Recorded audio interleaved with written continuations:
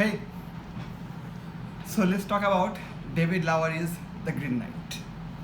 This film actually got into theaters in my country like very late. It's almost like 3 or 4 weeks at this point, and it was on VOD. But I don't want to see it. I wanted to specifically see this film during the big screens because I feel like that when these kind of films are getting made, and where the artist is so good and the talent behind has done such a massive work that will be like viewed as a monumental success in coming years, which I firmly believe it will be.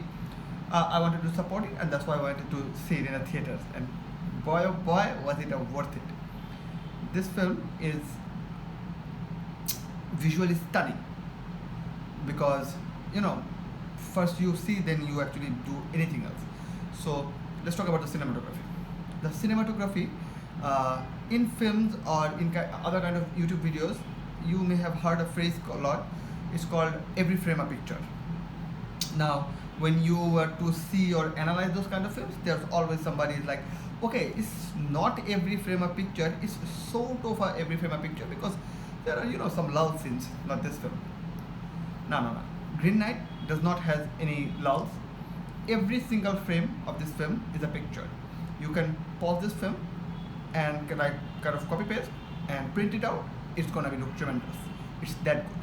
The cinematography is in a completely other level, and Lowery has actually re-edited this film. He's the editor of this film too, and he sort of kind of I don't know, changed the vibe of the film, I guess, or in a way that it flows differently. So what I want to say that this film, a lot of people actually call like kind of slow or boring because it has a very poor rating on the audience score in cinema score. But I don't care about any of that. This film, I would say, is very well paced. I have seen other ill-paced films. There are films that have lots of pacing issues. This film does not.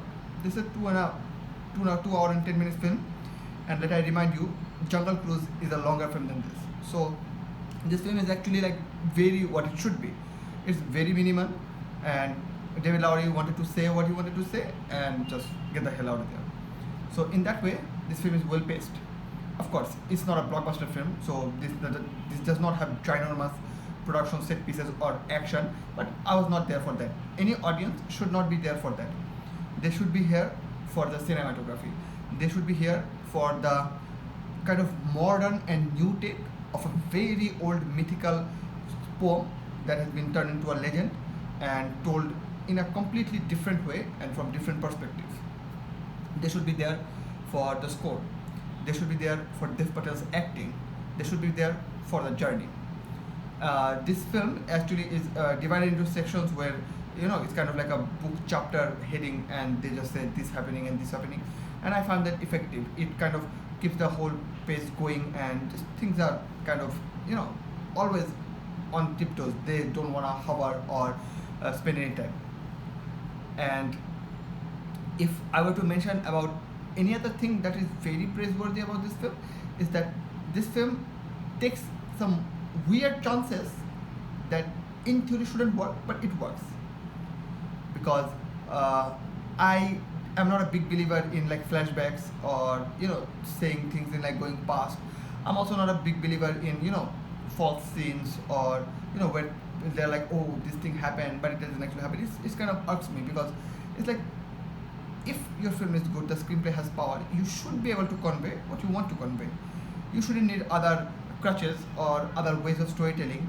And I know there are a lot of other discussion to be had about this, like some people can do it really well, but that's not the point. It's not about doing well or not. I just don't like that, because I feel like a film should just be at the present and just do what you want to. That's, I think, one of the biggest reasons why the DC Extended Universe earlier films suck, because those films kind of wanted to like bunch of mishmash together. But it's neither here nor there.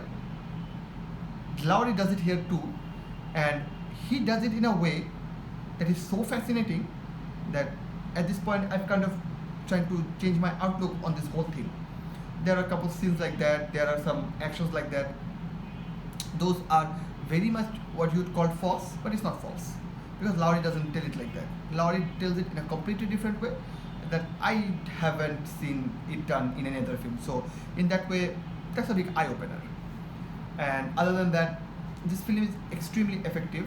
This film does what it does absolutely through best. This can't be any better. I don't see how. Yeah, it maybe you can make the argument that with this kind of indie flicks, maybe it could have done with some actions or stuff like that, and it might have make the film more appealing. But I don't think it should be, because we have the Lord of the Rings in the world and the Game of Thrones in the world, and now we have Green Knights in the world. What I hope that this film kind of kickstarts a movement where other kind of daring projects like this that gets made and just doesn't hover around it like this. They just kind of meshes together, it blends together, and we get a different take on different kind of genres that have never been done before. And Lowry excels it, and I hope this is just a pioneer film with a long line of other films to come. And the last shout out I want to give her is Alicia Vikander, because I've recently also seen her in Beckett, and the director of Beckett, he actually said that Alicia Vikander is such an actress that by just merely present in this film, she exudes an aura. And I would say she did that for Beckett. I don't know if she did that for Green Knight, but she was also extremely well, because her character is a very interesting one. Let's keep it at that. And in that way, I think this film is an absolute marvel of a film. I give this film 4.5 out of 5, and I would definitely recommend it. And if you are on the fence about it, this film is just 2 hours and 10 minutes long. I can assure you, if you are not looking for big ginormous kind of meshing together fighting or any kind of just things like what I call like fast food movies, or you just want to digest and get the hell out, it's not like that film.